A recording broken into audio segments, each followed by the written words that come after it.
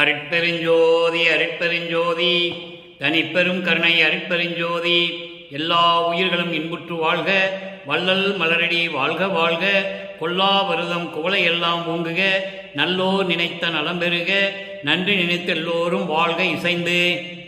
உலக மக்களே, அறிவார்ந்த அன்பர்களே, ஆண்மநேய ஒருமைப்பாடுடைய அன்பர்களே, வல்லப்பமான நமக்கு அள்ளிய திருவுட்பாவில் 3ஆம் திருமுறையில் திரு அருட்பெருமிதம் என்ற பதிகத்தில் இருக்கின்ற பாடல்களுடைய விளக்கங்களை பார்த்து கொண்டிருக்கிறோம். திரு அருட்பெருமிதம் என்ற பதிகத்திலே 10 பாடல்கள் உண்டு. ஒவ்வொரு பாடலிலும் இறைவனுடைய அருள் நிலையையும் இந்த மதங்களும் மார்க்கங்களும் சமயங்களும் சார்ந்த நிலைகளில் இதெல்லாம் சூழ்ந்த காலகட்டங்களில் இந்த மதங்களையும் மார்க்கங்களையும் சமயங்களையும் சார்ந்தவர்கள் இறைவனை எப்படியெல்லாம் உருவகப்படுத்தி பாடினார்கள் என்பதையும், வளர்ப்பமான இந்த மண்ணுலகை வருவிக்க உற்று மறைப்பு நீங்காத காலகட்டங்களில், அதாவது இறைவன் தன்னை ஆட்கொள்ளாத காலகட்டங்களில் அவரும் சமயங்களையும் மதங்களையும் மார்க்கங்களையும் சார்ந்து இறைவனை எப்படி பாடினார் என்பதையும், அதன் பிறகு சமரச சுத்த சன்மார்க்கத்தை பெற்ற பிறகு இறைவனுடைய அருள் வல்லமைகளையும், சமரச சுத்த சன்மார்க்கம் என்பது ஒரு தனி மார்க்கம், சமயங்களும் மதங்களும் மார்க்கங்களும் சாராத ஒரு மார்க்கம், இறைவனிடம் நேரடியாக வந்து அருளை பெறக்கூடிய மார்க்கம் என்று உலக மக்களுக்கு தெரியப்படுத்தி நமக்கு திருவுட்பாவை அருளியிருக்கிறார்கள். அதனுடைய பாடல்களை ஒப்பிட்டு பார்த்து கொண்டிருக்கிறோம். இன்று எளிமையான பாடல், எளிமையான விளக்கம், விரைவில் முடித்து கொள்ளலாம்.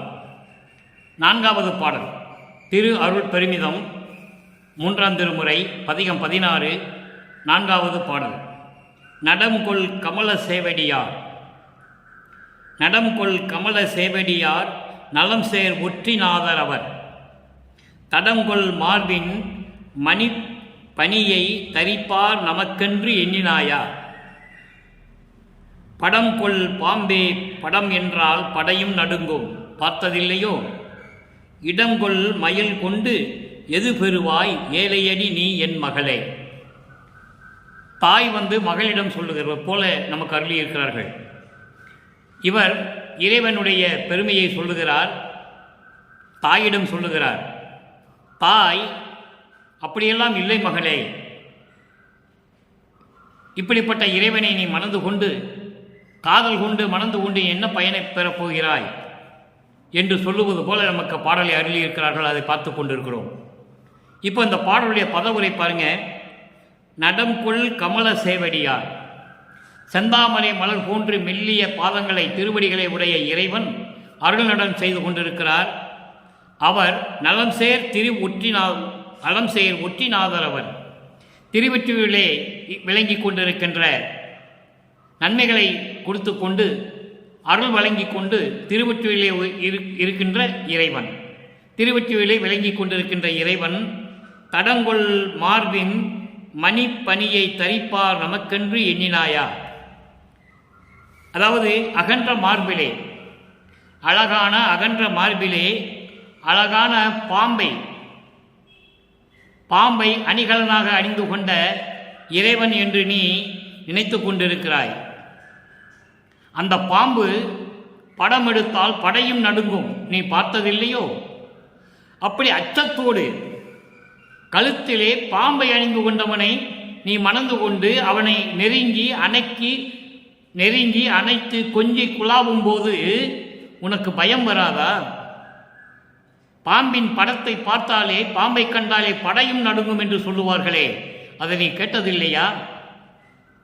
அப்படிப்பட்ட இறைவனை நீ காதல் கொண்டு மணந்து கொண்டு என்ன செய்ய போகிறாய்?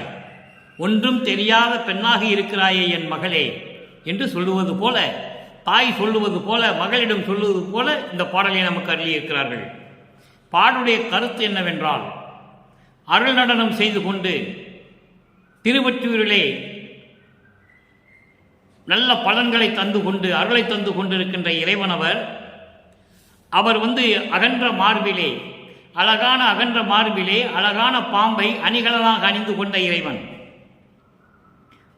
இந்த பாம்பை கண்டால் படையும் நடுங்கும் என்று சொல்லுவார்களே, அப்படிப்பட்ட இறைவனை நீ எப்படி மணந்து கொண்டு நீ சந்தோஷமாக இருக்க முடியும் என் மகளே என்று சொல்லுவது போல நமக்கு அருளியிருக்கிறார்கள். இப்போ இந்த பாடலுடைய விளக்கம் பாருங்க.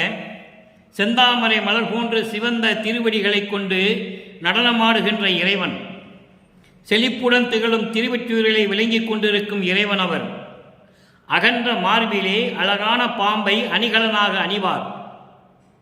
அவர் பாம்பை அணிந்து இருந்தால் நமக்கென்ன என்று நீ நினைத்தால் எப்படி? பாம்பு என்றாலே படையும் நடுங்கும். இதை நீ பார்த்ததில்லையா? அப்படி இருக்கும்போது படம் எடுக்கும் பாம்பே அவர் அணிந்து கொண்டு இருக்கிறார் என்றால் உனக்கு பயம் வராதா? அச்சம் வராதா? அப்படிப்பட்ட அவரை காதலோடு நீ நெஞ்சிலே அணைத்து என்ன பயனை அடையப் போகிறாய்? இறைவனை கட்டி அணைக்கும் போது பாம்பு தடையாக இருக்குமே, பாம்பை கண்டால் உனக்கு பயமாக இருக்குமே, என்ன சுகத்தை காணப்போகிறாய்? ஒன்றும் தெரியாத சின்ன பெண்ணாக இருக்கிறாயே, அறியாமையில் இருந்து கொண்டு இருக்கிறாயே என் மகளை என்று சொல்லுவது போல இந்த பாடலை நமக்கு அருளியிருக்கிறார்கள். இறைவன் சமயங்களும் மதங்களும் மார்க்கங்களும் சார்ந்த நிலையில் இறைவனை எப்படி உருவகப்படுத்தினார்கள் என்பதை விளக்குகிறார். நீங்க நல்லா கவனிக்கணும். சிவபெருமானை எப்படி உருவகப்படுத்தினார்கள்? தலையிலே கங்கை அணிந்தவர், சடையிலே பிறை சூடியவன், கழுத்திலே பாம்பை அணிந்து கொண்டவன், இப்படியெல்லாம் உருவகப்படுத்தினார்கள். அதை தான் வல்லப்பவன் இந்த பாடலிலே சொல்லி நமக்கு விளக்கம் கொடுத்திருக்கிறார். இப்போ இந்த மதங்களும் சமயங்களும் மார்க்கங்களும் சாராத நிலையில் சமரச சுத்த சன்மார்க்கத்தை பெற்ற பிறகு இறைவன் செயலை, அவருடைய அருளை எப்படி வள்ளற்பெருமான் கூறுகிறார் என்பதை ஒரு தாய் கூறுவது போல கூறுகிறார். இங்க பாருங்க, நற்றாய் கூறல் என்ற பதிகத்திலே 73வது பதிகம் 4வது பாடல். இங்கே நாம் பார்க்கின்ற 4வது பாடலுக்கு அங்கே நற்றாய் கூறல், அங்கேயும் தாய் சொல்லுகிறார் மகளை பார்த்து. எப்படி சொல்றா பாருங்க, மகளுடைய நிலையை தாய் கூறுகிறார். தாய் இங்கே சொல்லுகிறாள், அப்படிப்பட்ட இறைவனை நீ மணந்து கொண்டு என்ன செய்ய போகிறாய் என்று சொல்லும் பொழுது தாய் மகளுடைய நிலையை 6ஆம் திருமுறையிலே சொல்லுகிறார். பூமியோ பொருளோ விரும்பிலேன், உன்னை புணர்ந்திட விரும்பினேன் என்றால் தாயிடம் மகளிடம் சொல்லுவது போல இங்கே சொல்லுகிறார். பூமியோ பொருளோ விரும்பிலேன், மண்ணாசை பொன்னாசை எனக்கு இல்லை, அதை பற்றி எனக்கு கவலை இல்லை. உன்னை புணர்ந்திட விரும்பினேன், உன்னை திருமணம் செய்து கொண்டு உன்னோடு கலந்து கொள்ள நான் விரும்பினேன் என்றால் காமி என்று என்னை நீ கைவிடே, காம கருத்து எனக்கு இல்லை கான் என்றால் என்னை காமம் கொண்டவள் என்று நீ எண்ணிவிடாதே, காம கருத்து காமம் கொண்ட நெஞ்சம் எனக்கு இல்லை. சாமி நீ வரவு தாழ்த்திடில் ஐயோ சற்று நான் தரித்திலேன் என்றாள். சாமி நீ, அதாவது இறைவனே, சாமியே நீ தாமதமாக வந்தால் என்னால் சகித்துக் கொள்ள முடியாது. தரிக்கிலேன் என்பது சகித்துக் கொள்ள முடியாது என்றால் மாமிகு கருணை வல்லலே என்றால் பெரும் கருணை உடைய இறைவன் என்று சொன்னால் வரத்தினால் நான் பெற்ற மகளே, வரமிருந்து நான் பெற்ற மகள், இப்படியெல்லாம் சொல்லுகிறாள் என்று மகளினுடைய நிலையை ஒரு தாய் சொல்லுவது போல 6ஆம் திருமுறையிலே நமக்கு சொல்லியிருக்கிறார்கள். இங்க பாருங்க, கழுத்தில் பாம்பு அணிந்தவன் எதா வருதா? வரல. அப்போ இந்த சமயங்களும் மதங்களும் மார்க்கங்களும் எல்லாம் சேர்ந்து அதை சார்ந்தவர்கள் இந்த பிரபஞ்சம் தோன்றிய காலத்திலிருந்தே இறைவனை உருவகப்படுத்தினார்கள். இல்லை என்று சொல்ல முடியாது. வல்லப்புமணி கூறுகிறார். அந்த நிலையில் இருந்து கொண்டு வள்ளற்பெருமான் நமக்கு அருளியது 1ஆம் திருமுறையிலிருந்து 5ஆம் திருமுறை வரைக்கும். அதன் பிறகு சமரச சுத்த சன்மார்க்கம் தன் தந்தை அருட்பெருஞ்சாண்டவர் கொடுத்த பிறகு இறைவன் ஒருவனே என்ற நிலையை கொண்டு வருகிறார். அவருக்கு உருவம் இல்லை, ஒளி வடிவமாக இருக்கிறார் என்று சொல்கிறார். அதை தான் வல்லப்பெருமான் சொல்லுவார், உருவாகி அந்த உரு அருவமாகி அருவம் ஒளியாகி ஒளி வெளியாகி விளங்குகின்ற இறைவன் என்று சொல்லுவார். ஒவ்வொரு காலகட்டத்திலும் இறைவனை எப்படி பகுத்து அறிந்து சொல்லுகிறார் என்பதை நீங்கள் புரிந்து கொள்ள வேண்டும். அப்படிப்பட்ட இறைவன் மா கருணை வல்லலே என்றால் வரத்தினால் நான் பெற்ற மகளே என்று சொல்லுகிறார். அடுத்து பதிகம் 80 திருவடி பெருமை 4வது பாடல். இறைவன் எந்த நிலையில் இருக்கின்றான்? இறைவனை யாருமே பார்க்கவில்லை என்பதை ஒரு பாடலிலே சொல்லுகிறார். திருவடி பெருமை 80வது பதிகம் 6ஆம் திருமுறை 4வது பாடல். தேவர்களோ சித்தர்களோ சீவன் முத்தர்தாமோ சிறந்த முனி தலைவர்களோ செம்பொருள் கண்டோரோ மூவர்களோ அறுவர்களோ முதல் சக்தி அவளோ முன்னியன்னம் பெரும் கணவர்தம் இயலை உணர்ந்தோர் யாவரும் அல்ல என்றால் நான் உணர்ந்து சொல்ல அமையுமோ ஒரு சிறிதும் அமையாது கண்டாய். தன்னை தலைவியாகவும் உள்ளத்தை தோழியாகவும் வர்ணனை செய்து தோழியிடம் சொல்லுவது போல கூறுகிறாள். இப்போ இந்த தோழி தலைவிடம் பதில் சொல்ல வேண்டும். உன்னுடைய மகளுடைய நிலை இப்படியெல்லாம் இருக்கிறது என்று தோழி பதில் சொல்ல வேண்டும். அது அடுத்த பதிகத்திலே வருகிறது.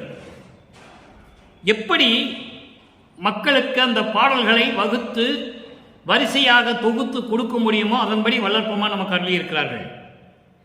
இந்த தோழியிடம் சொல்லிவிட்டார். இந்த தோழி தாய் வருந்துகிறாள் அல்லவா, மகளுடைய நிலை நினைத்து தாய் வருந்துகிறாள்.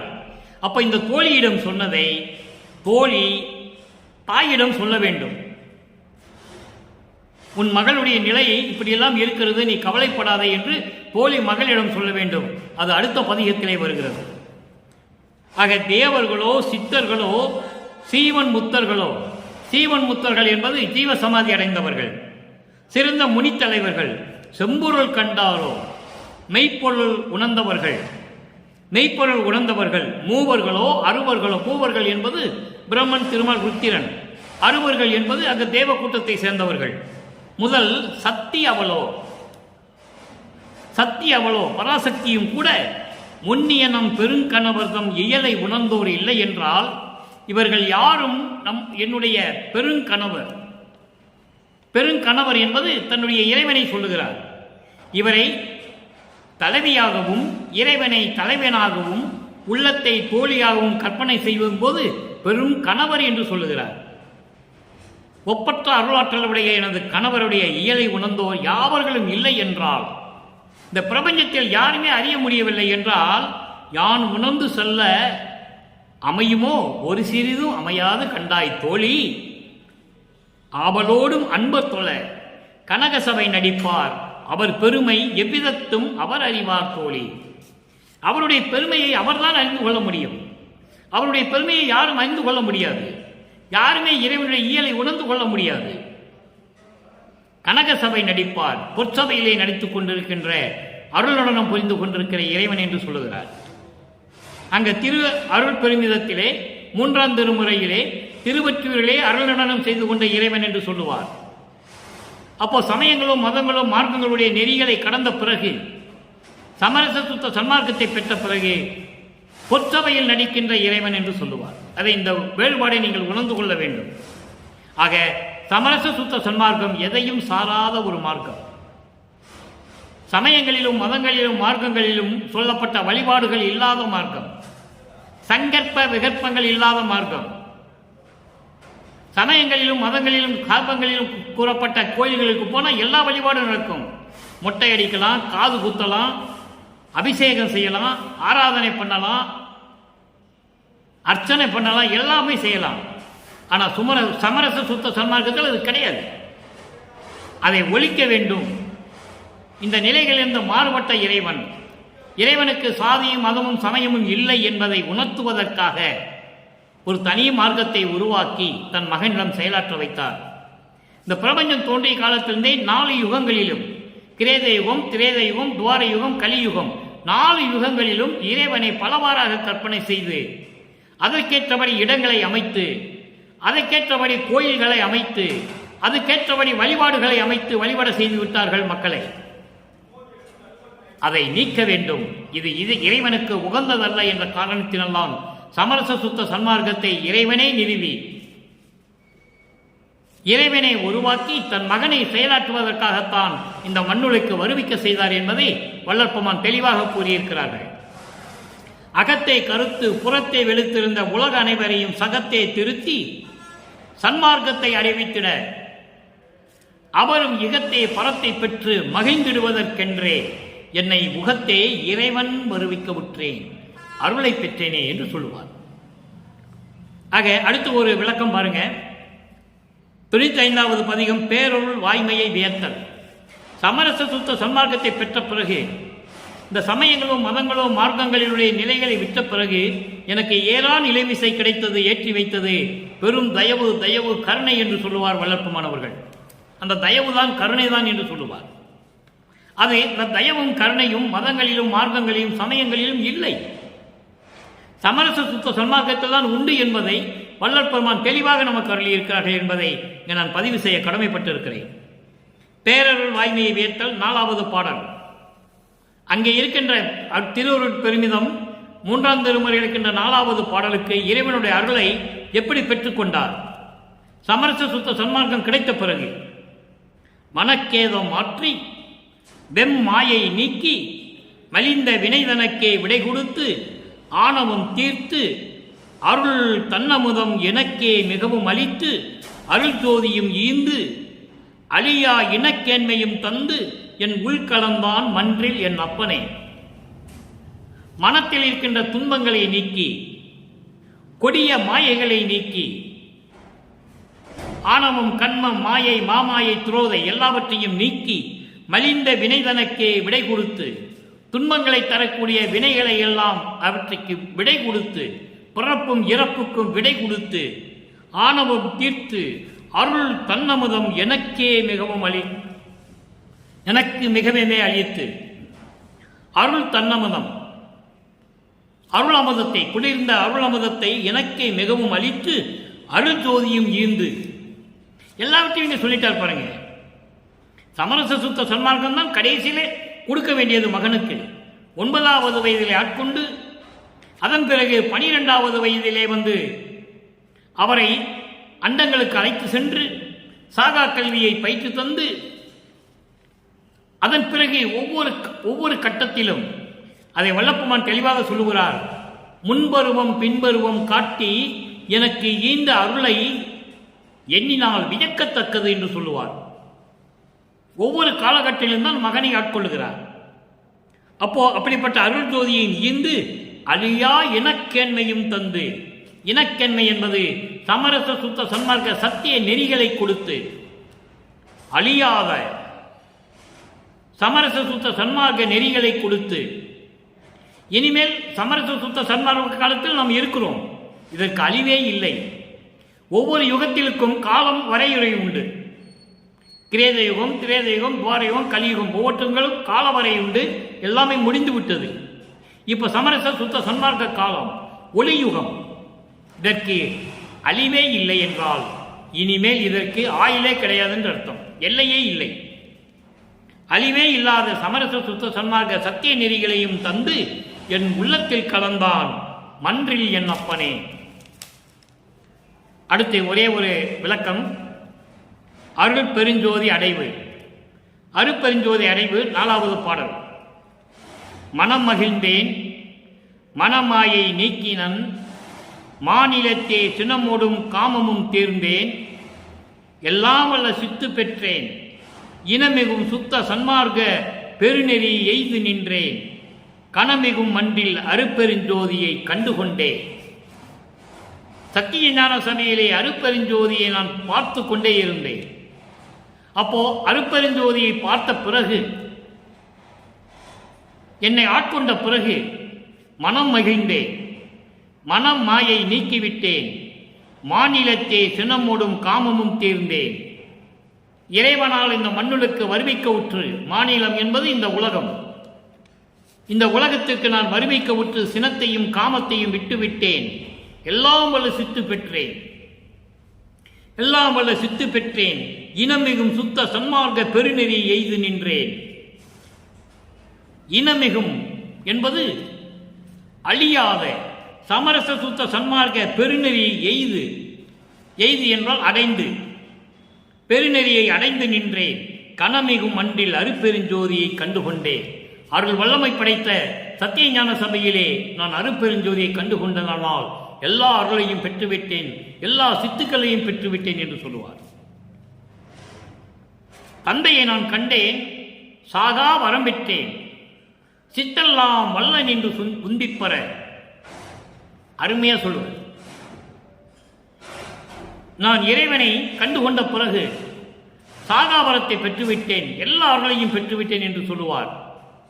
அப்படிப்பட்ட இறைவன் அருட்பெருஞ்சோதி ஆண்டவரை தந்தையாக கொண்ட நமது வள்ளல் பெருமான் அவர்களும் இறைவனே. அருட்பெருஞ்சோதி ஆண்டவர் இரண்டரை கலந்து கொண்டு அருள் சக்தியோடு திகழ்ந்து கொண்டிருக்கிறவர் வள்ளல் பெருமான் என்பதை இங்கே நான் பதிவு செய்ய கடமைப்பட்டிருக்கிறேன். இப்படிப்பட்ட அருளையெல்லாம் பெற்றுக்கொண்ட இறைவன் வள்ளல் பெருமான் தெளிவாக சொல்லுகிறார், என்னை இறைவன் ஆட்கொண்ட பிறகு சமரச சுத்த சன்மார்க்கத்துடைய சத்திய நெறிகளை எனக்கு கற்றுக் கொடுத்து, சாதா கல்வியையும் கற்றுக் கொடுத்து, 5 தொழில்களையும் எனக்கு கொடுத்து இந்த பிரபஞ்சத்தை இயக்க வைத்தார். நான் இயக்கிக் கொண்டிருக்கிறேன் என்று சொல்லுகிறார். எனவே அன்பர்களே, அப்படிப்பட்ட இறைவனை நாமும் வணங்க வேண்டும். அருட்பெருஞ்சோதிதான் இறைவன். இறைவனுடைய ஆற்றலோடு இறைவனின் கட்டளைப்படி அவரது மகன் வள்ளல் பெருமான் அவர்கள் இந்த பிரபஞ்சத்தை இயக்கிக் கொண்டிருக்கிறார். சமரச சுத்த சன்மார்க்கம் என்பது ஒரு தனிப்பட்ட மார்க்கம், எதையும் சாராத மார்க்கம். ஏற்கனவே ஏற்பட்ட இந்த சமயங்கள், மதங்கள், மார்க்கங்கள் எல்லாம் பொய்யானவை என்று சொல்லுவார் வள்ளல் பெருமான் அவர்கள். நான் அடிக்கடி கூறுவது உண்டு, ஞான சரியிலே பொறித்த மதம் சமயம் எல்லாம் பொய் பொய்யே, அவற்றில் புகுதாதீர் என்று சொல்லுவார். அதனால்தான் தெய்வத்தை ஏற்றி வைத்து தெய்வத்தின் முன்னால் அமர்ந்து கொண்டு ஞான சரியை படியுங்கள் என்று சொன்னார். ஞான சரியிலே தான் சமயங்களும் மதங்களும் மார்க்கங்களும் சாராத ஒரு வழிபாடு அங்கே இருக்கும். சமயங்களும் மதங்களும் மார்க்கங்களும் எப்படியெல்லாம் மக்களை துன்புறுத்திக் கொண்டிருந்தன. ஒவ்வொரு சமயத்தை சார்ந்த தலைவர்களும், மதத்தை சார்ந்த தலைவர்களும், மார்க்கத்தை சார்ந்த தலைவர்களும் சண்டையிட்டு போரிட்டுக் கொண்டிருந்தார்கள். தங்களுடைய மார்க்கத்தை வெளிப்படுத்துவதற்காக, வலிமைப்படுத்துவதற்காக. அந்த நிலைகளெல்லாம் மாற்ற வேண்டும். மக்களுக்கு உண்மையான கடவுளை, இயற்கை உண்மை விளக்க கடவுளை உணராமல் இருக்கிறார்களே, அந்த மக்களுக்கு இயற்கை உண்மை விளக்க கடவுளாகிய அருட்பெருஞ்சோதி ஆண்டவரை உணர்த்த வேண்டும் என்பதற்காகத்தான் வள்ளல் பெருமான் அவர்கள் இந்த மண்ணில் வருவிக்க விட்டார் என்பதை நீங்கள் புரிந்து கொள்ள வேண்டும். சமயங்களும் மதங்களும் மார்க்கங்களும் சாராத வழிபாடு சமரச சுத்த சன்மார்க்க வழிபாடு. இதை மாற்ற வேண்டும் என்பதற்காக தான் வள்ளல் பெருமான் இங்கே வருவிக்க விட்டு நமக்கெல்லாம் திருவெட்பாவை அருளி இவ்வளவு விளக்கங்களை கொடுத்திருக்கிறார் என்பதை நான் கூறிக்கொண்டு, இன்று சிறிய விளக்கம்தான், சிறிய பாடல், சிறிய விளக்கம் புரிந்து கொண்டு இறைவனை வணங்கி சைவ நெறியில் இருக்க வேண்டும். இறைவனை வணங்கும் போது புலையும் கொலையும் தவிர்க்க வேண்டும். அசைவ உணவுகளை விட வேண்டும். உயிரின் மீது இரக்கம் காட்ட வேண்டும். ஜீவகாருண்ய ஒழுக்கங்களை கடைபிடிக்க வேண்டும். முடிந்தவரை, நம்மளால் முடிந்தவரை பசியோடு வருவர்களுக்கு பசியாற்றல் வேண்டும். இப்படியற்ற நிலையெல்லாம் மேற்கொண்டு இறைவனை வணங்கி நீங்கள் இறைவனுடைய அருளையும் பொருளையும் பெற்றுக்கொண்டு இந்த வையகத்திலே வாழ்வாங்கு வாழ்ந்து நோயற்ற வாழ்வில் வாழ வேண்டும் என்று வாழ்த்தி இறைவனுடைய கருணையாலும் தயவையாலையும் விடைபெறுகிறேன். மீண்டும் நாளை சந்திப்போம். நன்றி, வணக்கம். அருட்பெருஞ்சோதி அருட்பெருஞ்சோதி, தனிப்பெரும் கருணை அருட்பெருஞ்சோதி.